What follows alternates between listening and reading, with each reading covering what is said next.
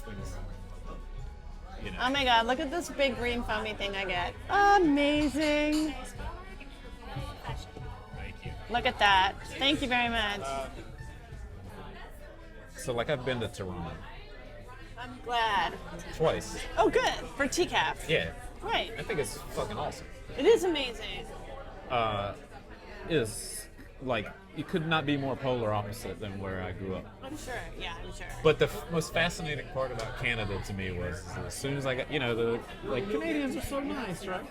As soon as I fucking got off the plane, I was like, I know what this shit is. Like, this is bless your heart. Oh, This it's is- politeness. Yeah. This Yeah. is a straight, like, old Southern lady patting you on the head going, bless his heart. It's like Canadians will go to great lengths to avoid being direct about what's really bothering them. Oh, totally. Yeah. I just, like, was instantly like, I'm not having any of this shit.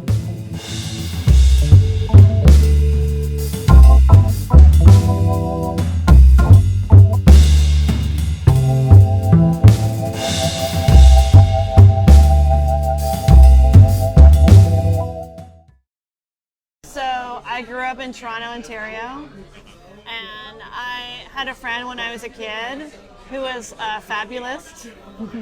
Fabulous. She was always telling these tall tales. You know, like when I first met her, she was like, I have a horse. And I was like, really? Where is it? And she was like, oh, you can't ever meet it.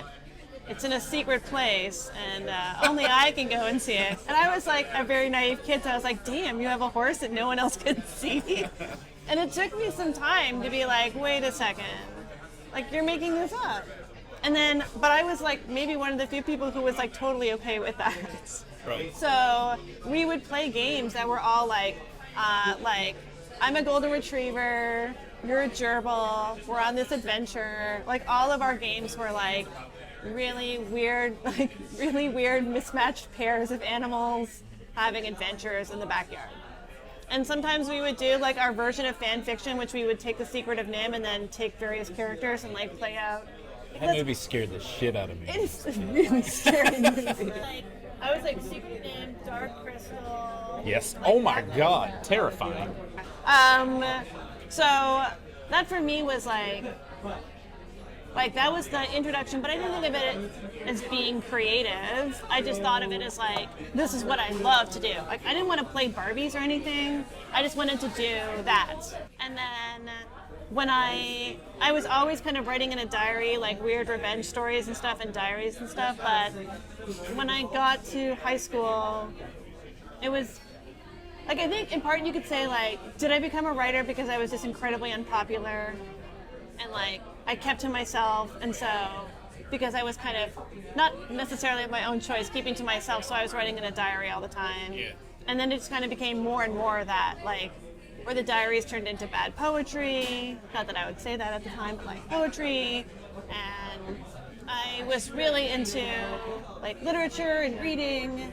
And then that was when it sort of became like my initial attempts at being a writer. I'm always fascinated because being an artist is such an exhibitionist kind of thing. Like even if you're a very introverted person, Right. at some point somebody is seeing the direct result of your work.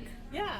I mean, as a writer though, you got to be like, hey, please read this. Well, I was lucky because when I went to university, I mean, it was very much like nobody reads my stuff but my therapist and like one friend. But then I went to university and there was a spoken word scene. So there was like at bars on like Tuesday nights, you would go and I would do this thing called Girl Spit, which was this like lesbian bar. And it was like, the thing that I also said is that I grew up with like Alice Munro and like Margaret Atwood and Margaret Lawrence, like great writers. And I wanted to be a great writer, but I was not a great writer. And then when I went to university and I saw these spoken word stages, and people would do spoken word and they'd be like, I just wrote this on the bus on the way over here. And I was like, that's a pretty low bar. Like, you just wrote this and you're sharing it. So it became like, oh, whatever you write, that's art. So the idea that art was this really immediate translation of your experience onto the page was probably very freeing, and it kept me away from wanting to write the great novel. Like, I just wanted to write stuff, and I wanted to write stuff that made people laugh. That is like what it boils down to for me. Yeah. Like, first fucking time I got a whole room to laugh, I was like, that's like... Yeah, that's it. That's like the most pure drug Yeah. that you can feel. Oh, totally. And that connection, anytime like somebody comes by the table and they're like, oh, I just really enjoyed this story, is similar. Like, it's a... Anyone who comes up and they're like, you're funny, and you're like... Exactly. Like, I will put that in my purse. Like, I'm like, fuck yeah, I want to be funny. Oh, totally. And I think also because I started on a stage and everybody else was reading like serious lesbian erotica type stuff, and I knew that was not me. Like, I was never going to like get the metaphor, the right fruit metaphor. I just don't think I would. So I was like, but I mean, I come from a funny table. I come from a dry wit table. So I was like, I know how to do that. And so one of my first things that I wrote that people liked was I did like lesbian want ads. And they were just like silly, right? And they were really like, people liked them. And I was like, this I like. I'm fascinated by how much Canadians as a nation value art. And Well, I think the thing that Canadians value, and one thing I will say as a Canadian artist, was one of the first things that I wanted to do, one of the first goals I had as an artist was to get a grant. yeah. So rather than wanting to like make it big, I just was like, I wanted to write something that I could get a grant for. And you can get grants that can, I mean, certainly not pay your way, but it makes it possible. It makes it possible that rather than getting another job, you have like a little buffer. I mean, the thing with Toronto is that on a local level, so when I lived in Toronto, I did theater because there was a local theater where I could do performance. Like, I was a performance artist, a busy working performance artist, because there was a place to do that. There were like cabarets everywhere. There was like theater programs where you could learn how to be a playwright. And so I wrote a couple of plays and had them produced in Toronto. I did stand-up because there was like a woman's stand-up class that I did that you could actually then do stand-up in Toronto. Like, all of those opportunities which say like I think what they taught me is there's no real value, especially in the beginning, in specializing. I think the thing that's made me the artist that I am is that I did everything. Like, if someone was like, do you want to write a play? I was like, yeah, I want to write a play. I was never like, oh, I don't know how to write a play, I don't write plays. That's a really modern mindset. I think so. Oh, totally. The one thing that actually, the first time I really had like a moment was when I first started doing comics, and I made this comic, and it was well received. You know, like Jillian and I's first comic was Skim, and we did it as a mini comic for this literary magazine. And then that got a lot of attention in the comic book community, and then we got a book deal to do it as a full-length graphic novel. And within Canada, we were very well embraced by the comic book community.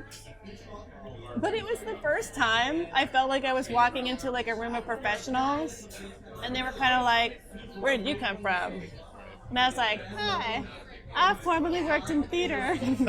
Now I write comics. And they were like, you wrote a comic. I was like, oh, fair enough. So I did not get the impression that I could just like waltz in and be like, I write comics. Well, everything I do, I'm trying to get better at what I do.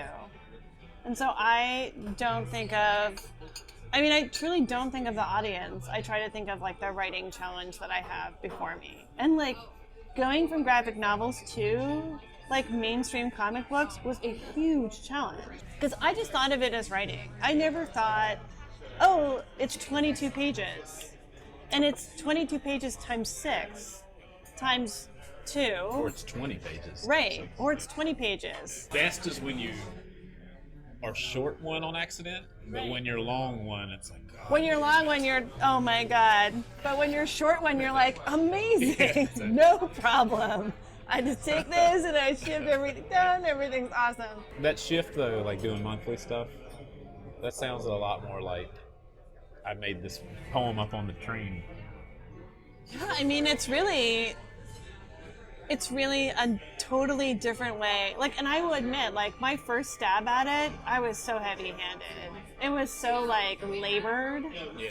And it took me a long time to just, like read more and more comics so that I could get a sense of, like, here's what works and what doesn't work. I've been doing it my whole life, and I think I've written, like, 75 comics or something. Yeah.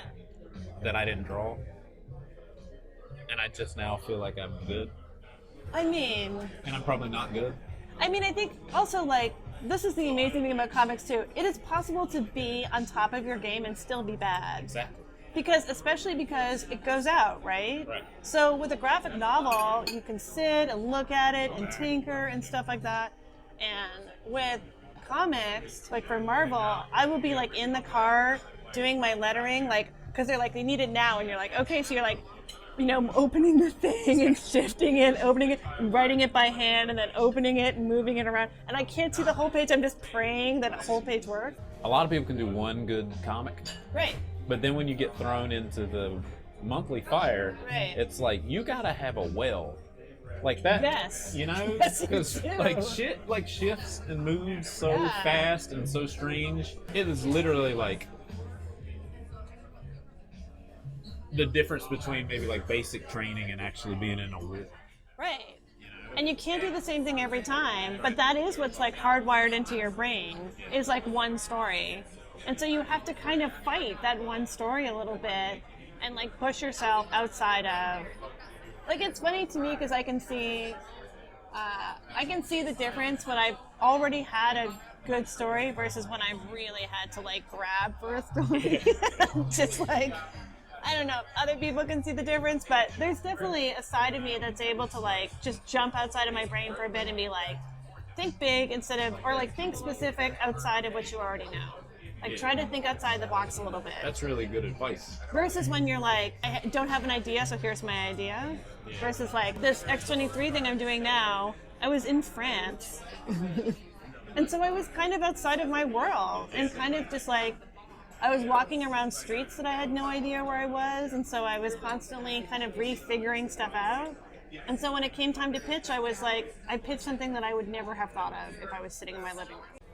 I have a hard time being like, okay, you can't tell me that this issue of X-Men I wrote is not art because I'm living this and I'm putting myself into it. Yeah. Now, I'm not going to fucking stand back and go like, this is a P.T. Anderson movie. But it means something to me. Like, even if it comes out different than the way I felt, because it has to go through the editorial. Oh, yeah. I mean, I think it's different. Like a graphic novel that's just me working with an artist on our own and coming up with our own ideas is going to be different than something I do for a company. But, like, it's still like the art of choice, right? And like filling in those choices with like characters and scenes and all of that stuff, like that is still art. Like I think of like all the people who write for like my favorite television shows are brought in and they're like, okay, like if you didn't come up with the idea for the show, someone's like, okay, we need 7 episodes, like make this happen. And I think that the result can be art, right? Yes. Yeah. I mean, not always, but sometimes. But as a person who grew up with superhero comics, like, that was my bridge to art at all, right? And even like the movies I watched and animation and stuff when I was a kid, like it was all to some people junk, Sure. you know. But then there were these transcendent like moments. Like me and Bruner always talk about Transformers the movie. First time I ever fucking saw just cartoon characters get murdered.